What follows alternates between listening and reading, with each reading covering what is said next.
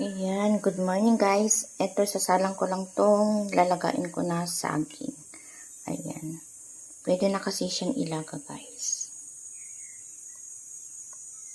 Ito, katamtaman lang na ilaga guys. Kung masyadong hinog na ilalaga, masyado na siyang malambot. Hindi na masarap. Kaya, ilalaga ko na ngayon. Kasi medyo matigas-tigas pa ng konti. Mas masarap yan kaysa sobrang lambot na ilaga guys. Antayin ko lang na kumulo guys. Ayan. Sasalang ko pa lang. Kasasalang ko pa lang.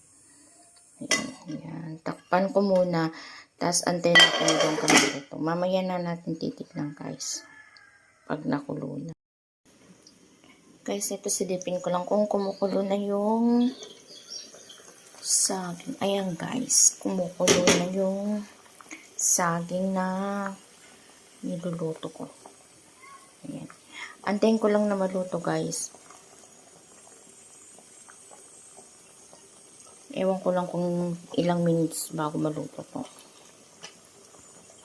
Pag nagbago na yung kulay ng saging, ayan, panigurado maluto na.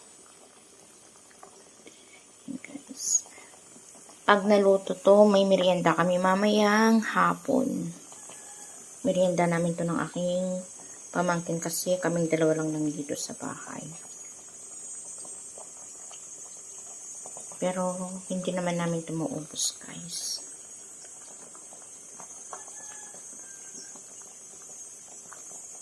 Ayan. Takpan ko ulit. Antayin ko natin na maluto.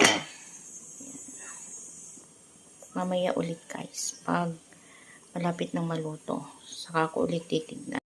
Guys, ayan, luto na itong saging. Ayan, nalaga na siya guys. Pwede nang meriendahin mamaya.